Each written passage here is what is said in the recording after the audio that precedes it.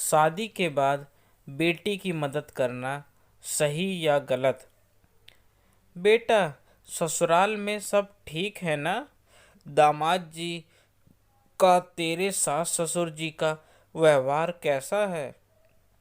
नव विवाहित बेटी रिया पहली बार मायके आई तो माँ साधना जी ने पूछा। हाँ माँ, सब ठीक है, बेटी ने बोला। कोई परेशानी हो तो मुझे बता सकती हो, साधना जी फिर बोली।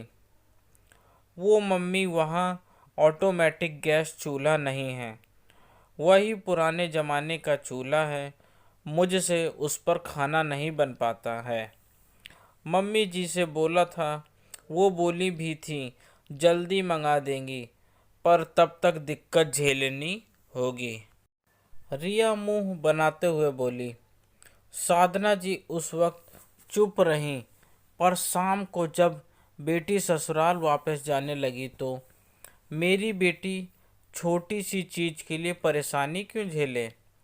गैस चूल्हा रिया के हाथ में देते हुए साधना जी बोली और बेटी को कलेजे से लगा लिया।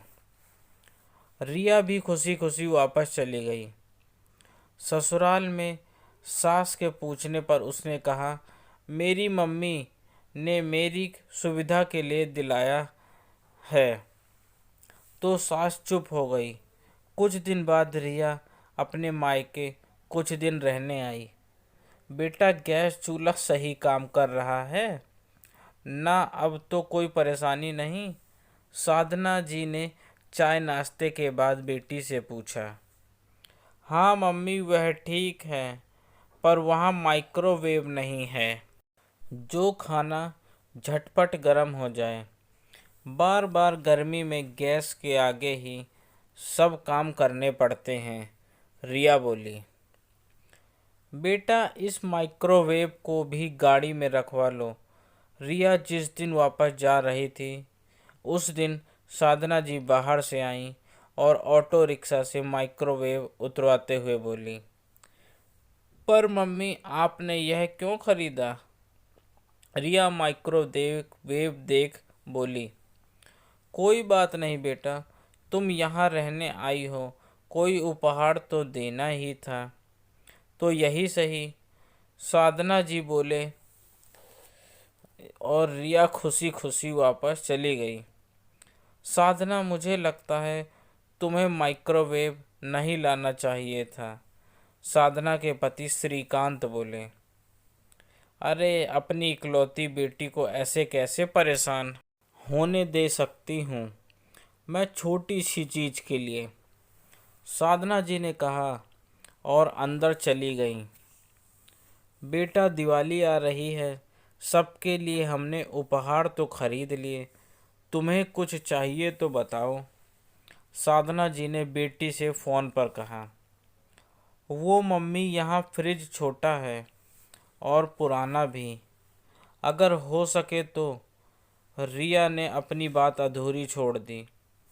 चलो बेटा, मिलते हैं दिवाली पर, साधना जी ने यह कहकर फ़ोन काट दिया।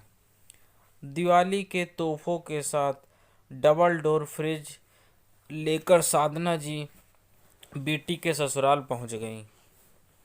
ऐसे ही वक्त गुजरता गया और रिया अपने घर का कुछ न कुछ चीज़ की कमी को रोना रोती और साधना जी तुरंत वह चीज़ उपलब्ध करवा देती। श्रीकांत जी पत्नी को बहुत समझाते, पर वह बेटी के मामले में उनकी एक न सुनती। आज रिया की शादी की दूसरी सालगिरह है। साधना जी और श्रीकांत जी बेटी के ससुराल जाने की तैयारी कर रहे थे कि रिया वहां आ गई। मम्मी पापा पुलकित, रिया के पति की एक गाड़ी खरीदनी है जो 10 लाख की है। उनके पास 5 लाख तो है, क्या 5 लाख आप लोग दे सकते हैं? हम जल्दी ही पैसा लौटा देंगे, रिया बोली। पर बेटा, गाड़ी तो हमने दी थी तुम्हारी शादी में, फिर अब दूसरी क्यों? श्रीकांत जी बोले। पापा वो तो सस्ती वाली है, पुलकित को लेटेस्ट मॉडल लेना है, रिया चहकती हुई बोली। लेकिन बेटा, इतनी बड़ी रकम का इंतजाम तो थोड़ा मुश्किल है। 40-50 हज़ार की बात होती तो अलग बात थी।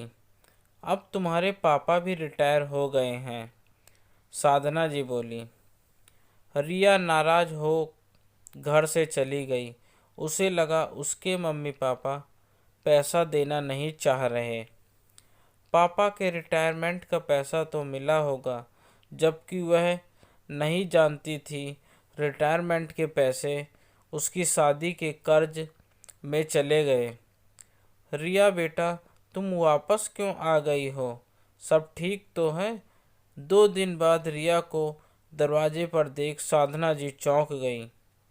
वह मम्मी पुलकित जी नाराज हैं, कहते हैं गाड़ी में तुम भी तो घूमोगी। आधे पैसे का जुगाड़ मैंने कर लिया, आधा तुम नहीं ला सकती अपने माँ बाप से? वैसे तो वह तुम्हारी सहूलियत की हर चीज़ देते थे। आज मैंने बोला तो नखरे दिखा रहे हैं। अपने घर जाओ और पैसा लेकर लौटना। रिया ने रोते हुए सारी बात बताई। बेटा, दामाद जी ने यह तो बहुत गलत किया।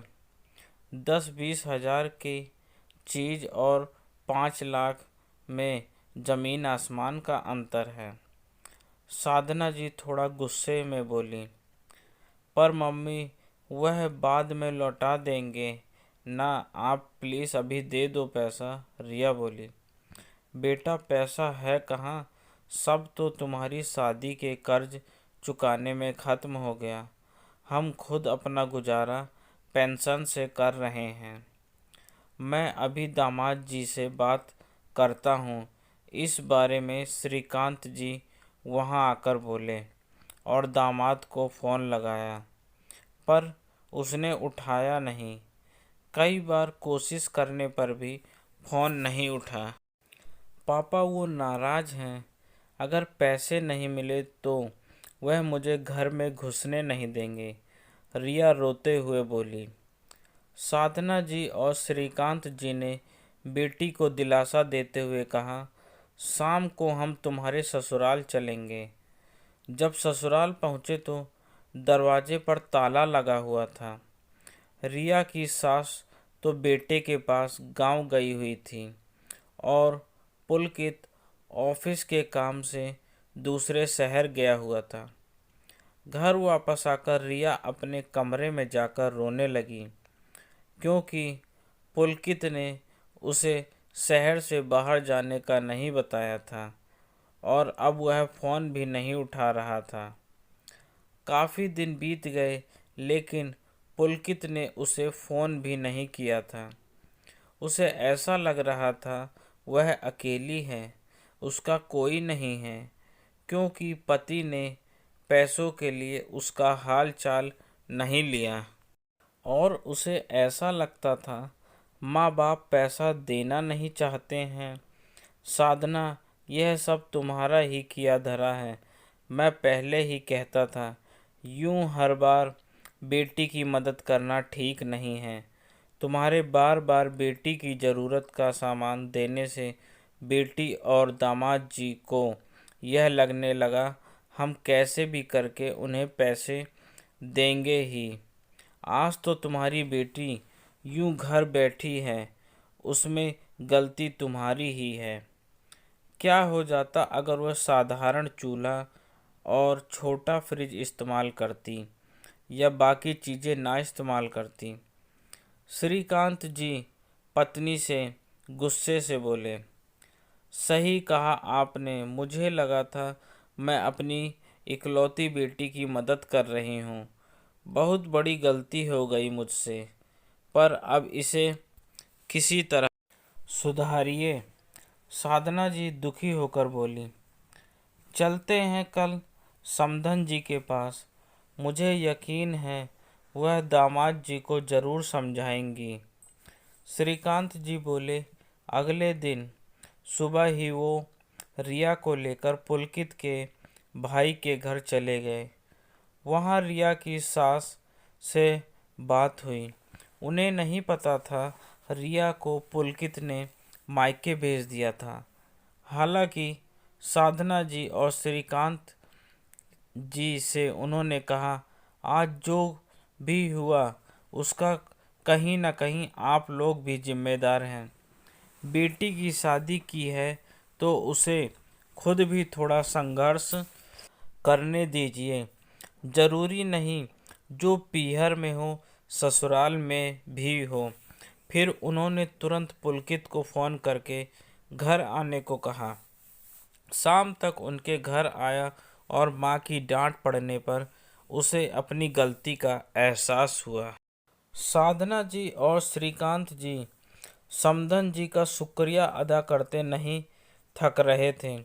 उनकी समझदारी ने बेटी का घर से बसा दिया। दोस्तों, हम लोग बेटी की शादी करते हैं, अब उसका सुख दुख में साथ दीजिए, पर कुछ परेशानियों का सामना खुद भी करने दीजिए।